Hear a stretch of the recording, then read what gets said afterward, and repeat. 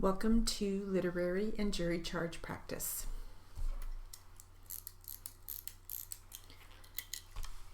Ready? Here we go. The people must have the evidence to prove the case beyond a reasonable doubt. The judge will instruct the jurors that the people need to prove their case. In deciding whether the people have proved their case, the jury is instructed by the judge. The judge instructs the jury to compare and consider all the evidence that was received. If the evidence does not prove that the defendant is guilty beyond a reasonable doubt, there must be an acquittal. If the jury is not convinced beyond a reasonable doubt of the defendant's innocent, then the jury must find in favor of the defendant. If that is the case, he will go free. To present the evidence in court, the attorneys that represent both sides will find people to testify at the trial as one form of evidence. Both attorneys will try to have evidence that will convince the jurors of their positions. Evidence presented in this manner is presented in what is called testimony. Testimony consists of the words of the witness taken down by the court reporter. The witness is under oath. In addition to testimony as a means of offering evidence to the court, the attorneys may have any number of different types of exhibits to use as proof of their positions. Both sides have a right to have as many exhibits as they wish that will support their sides. When testimony is given as evidence by the plaintiff, that evidence is numbered and referred to as People's Exhibit, followed by a number. The exhibits by the other side are referred to as Defense Exhibit, often followed by a letter. During the trial, the witness will be called, starting with the witnesses for the state. The state is putting on the case, so the state must prove the case beyond a reasonable doubt. The state first presents one of its witnesses and questions the witness under oath. It is up to the state to prove the case beyond a reasonable doubt.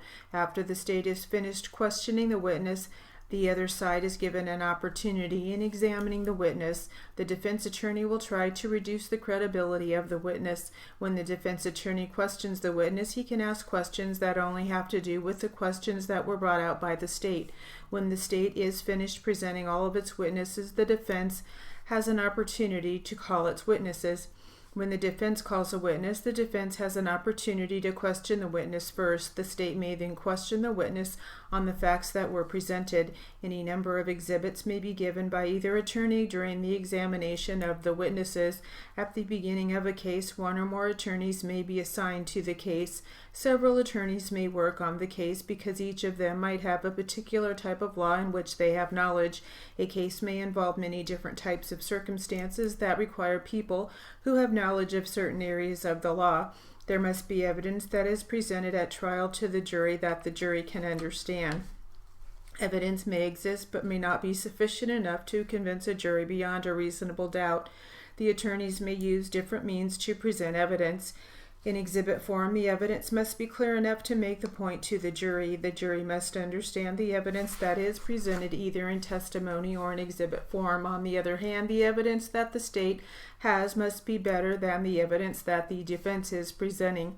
The fact that a criminal charge has been filed is important. The judge will tell the jurors that a criminal charge does not mean that the person committed the crime. A charge does not mean that the charge is true. The judge will tell the jurors that they must not be biased against the defendants for any reasons. They must not be biased against the defendants because they were arrested. Being arrested does not mean you have committed a crime. Being arrested means that the person has been charged with a crime. Being charged with a crime does not mean that one has committed a crime. The trial gives the defendant an opportunity to have the people prove that he has committed the crime. A defendant in a case is presumed to be innocent. A person is presumed to be innocent until he is proved to have committed the crime. The people must prove each element of a criminal allegation. They must prove it beyond a reasonable doubt. The state must set forth its case in the opening statement.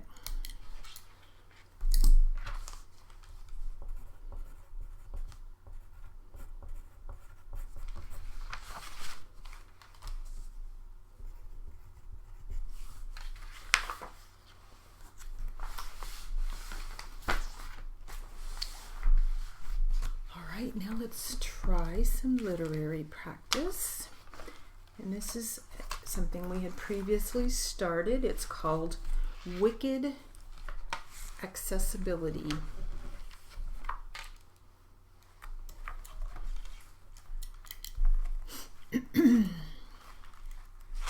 Ready? Here we go.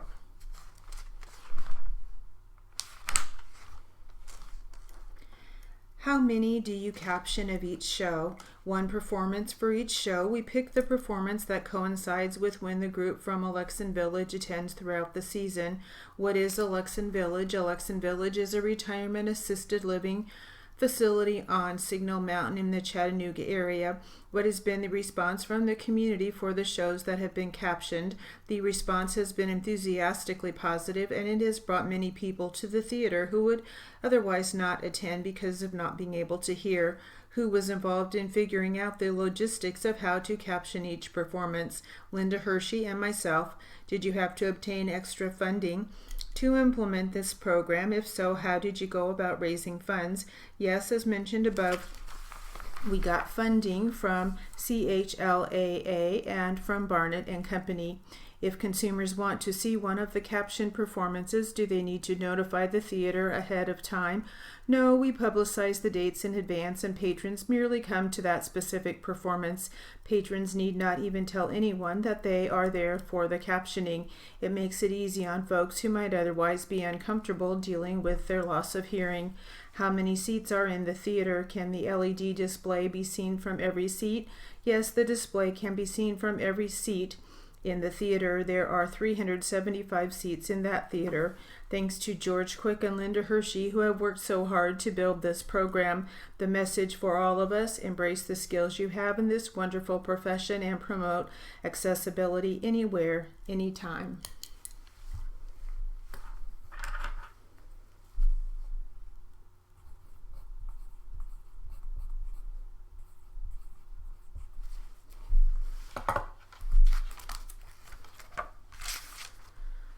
All right, this is another literary, and it is called Mentoring, the Ultimate Gift.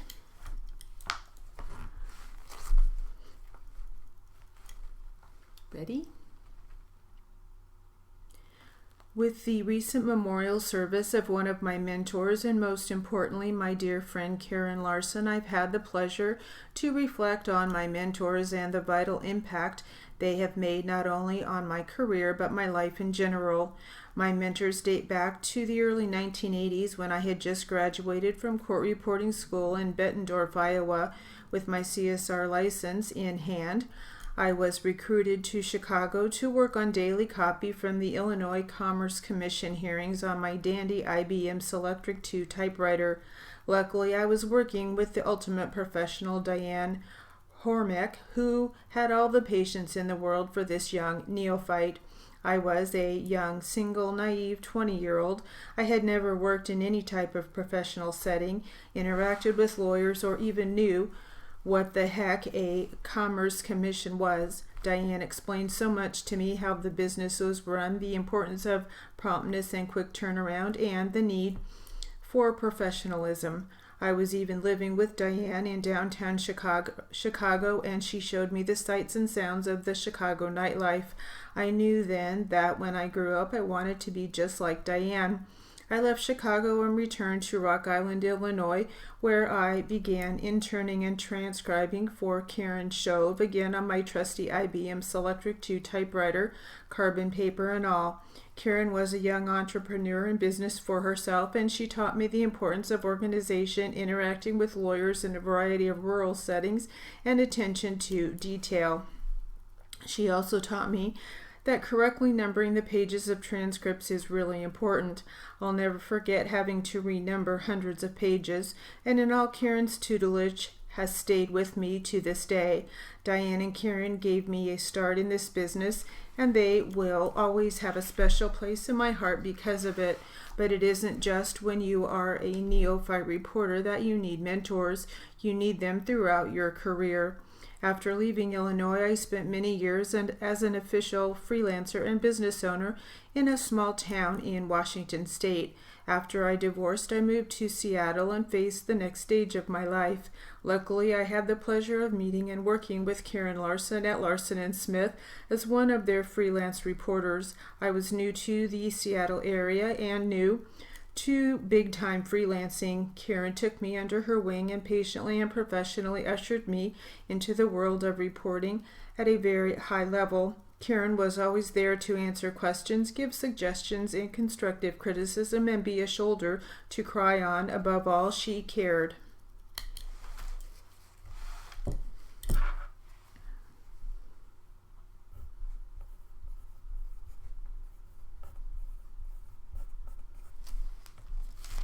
All right, let's get back to some jury charge practice.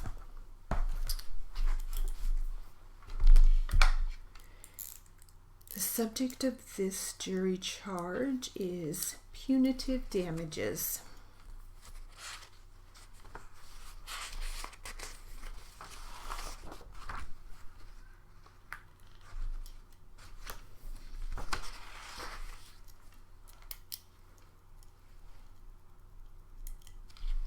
Ready? Here we go. Members of the jury, if you find that the plaintiff was unlawfully evicted and obliged to leave the premises without notice by reasons of the wrongful acts of the defendant, then you may consider whether or not, under all the circumstances, the plaintiff is entitled to recover what are known as punitive damages. Such damages are by way of punishment, that is, to punish the wrongdoer for his wrongful and unlawful acts and deter him from committing like offenses in the future. You may take all the facts and circumstances into consideration and then award such an amount for punitive damages as you feel would be fair and just under the circumstances. Punitive damages are allowed only when one doesn't act wrongfully and maliciously in the contemplation of the law, where one interferes with the rights of another knowingly and purposely. If at the same time he knows it is wrong and unlawful, then it is malicious. Punitive damages should not be excessive and should be reasonable. They should be fitted to all the facts and circumstances in the case. It rests entirely with you whether or not you should award any such damages. If you do, they should be fair and reasonable. The jury are the sole judges of the facts in the case, the credibility of the witnesses, and the weight to be given to their testimony. In anything that the court may have said throughout the trial or anything that the court may say in the instructions, the court has not intended and does not now intend to express any opinion upon the facts of the case, upon the credibility of the witnesses, or the weight to be given to their testimony. Furthermore, the court instructs the jury that you have a right to consider all the evidence in the light of your own observation and experience in the affairs of life.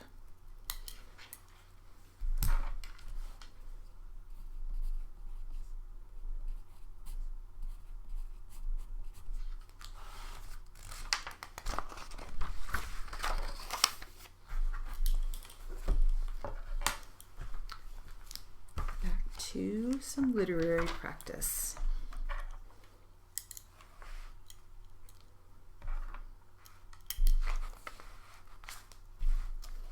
Ready? Here we go. Her kind compassion will always be with me. After leaving Larson and Smith, I chose to look at life as my very own adventure. I moved into the card and captioning world. I dove right in with confidence and expertise because I had learned that from my mentors. At the time I took that plunge, there were not many people or resources for me to ask for advice, so I ventured out to search on my own, hence the term pioneer that a few people have placed on me. It was a long road with lots of research, mistakes, stumbles, successes, and exhilaration along the way. Even so, the lessons from my mentors translated over: be professional, be organized, strive for accuracy. But most of all, through my adventures, I heard my mentors telling me, you can do it. In the years following, I have had the opportunity to mentor the next generation in the card and captioning field. I remembered how difficult breaking into this new aspect of the profession can be, and I thought, why should anyone keep the knowledge and experiences that they have learned to themselves when someone else can learn and grow from that information? As someone once said, give a hand up, not a hand out. I have found such enormous pleasure and pride in seeing my mentees grow and flourish, and all I have asked from them in return is that they do the same for someone else. I can honestly say that all of those mentees, you know who you are, have done that. One mentee having looked at the comments I put together for Karen's memorial service about how much she impacted my life, noted, I can say those same things about you. After wiping away happy tears, I understand why it is so important to have mentors in our lives. In my 30-plus years of being a reporter, I have had some doozies of experiences. But what gives me the most pleasure is seeing these mentees thrive. I am beaming with pride. Maybe the mini Deanna Ducklings, as they named themselves, will follow up on this article and check to see how their mentees are doing. I am not done yet helping others along their way into the captioning profession. I still have a few mentees out there to nurture before I ride off into the sunset on my motorcycle. I hope other professionals, not just court reporters or captioners, will take the little bit of time to give of themselves to others. It is a monumental experience and so rewarding to leave that legacy. There is no better gift to give to others other than your time. All right.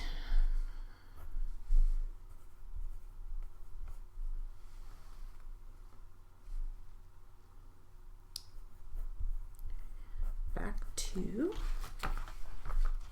some jury charge. And this jury charge is called, the subject is scope of employment.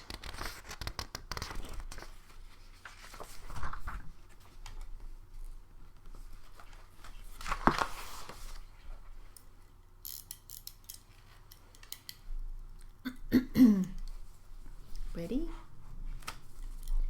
Ladies and gentlemen, it is the law of this state that whenever a motor vehicle is operated upon any street or highway of this state by any person other than the owner with the consent of the owner express or implied, the operator thereof shall, in case of accident, be deemed the agent of the owner of such vehicle in the operation thereof. Therefore, the operation of a vehicle on a public highway by one who is not the owner creates and justifies an inference that the vehicle is being used for the owner and with his authority until and unless such inference is overcome by other evidence. Deviation from the regular course of duty does not necessarily take the employee out of the scope of his employment. If the employee combines his own business with that of his employer and is attending to both at the same time, then he is still within the scope of his employment. The test of liability of the employer is whether at the time of the accident the employee was performing some act in furtherance of his employer's business as well as in his own interests. However, if the employee abandons and turns away completely from the employer's business to engage in some purpose wholly his own, then he is outside the scope of his employment and the employer is released from any liability. If the employee steps outside of his employment to do some act for himself not connected with the employer's business, there is no responsibility on the employer for such act, but if the employee is at the time of such deviation also serving the employer's purpose to some extent, there may be a liability on the part of the employer also. This presents a question for the jury. The burden of proof rests upon the defendant to prove by the greater weight of the evidence that the truck at the time of the accident was not being used in the business of the company.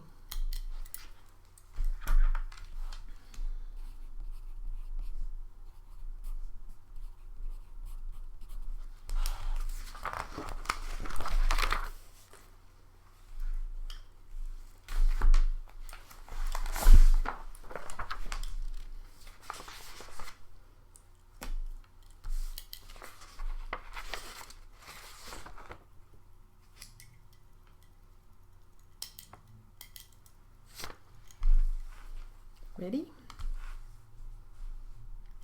Murder is the unlawful killing of one human being by another with malice aforethought.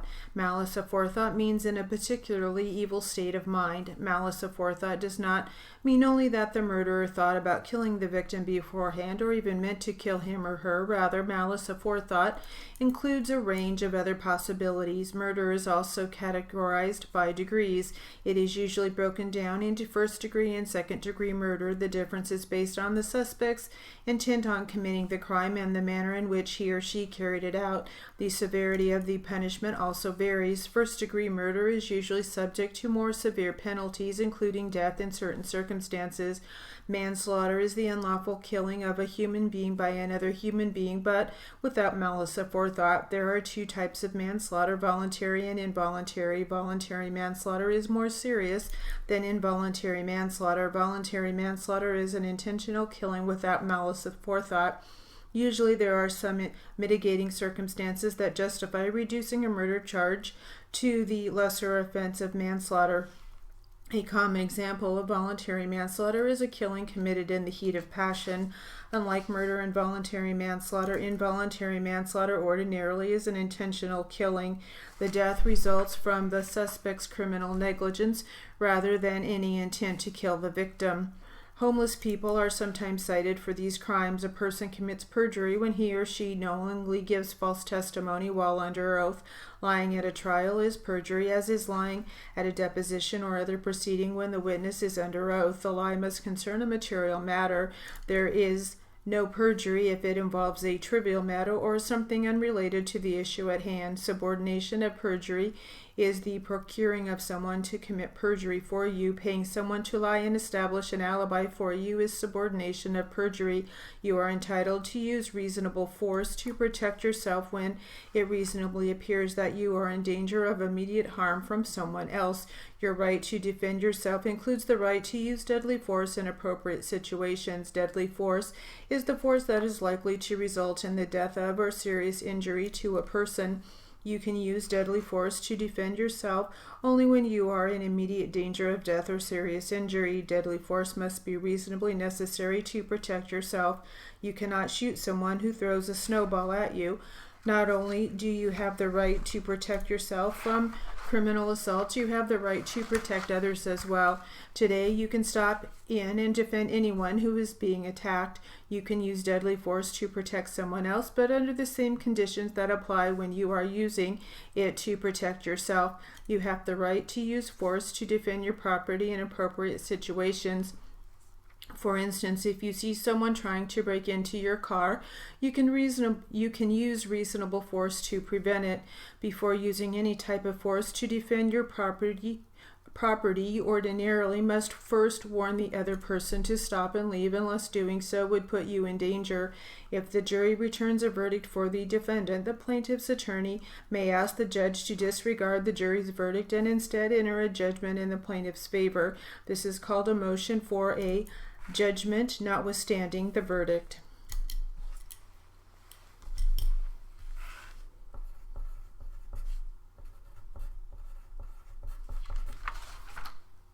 All right, and that will conclude our literary and jury charge practice.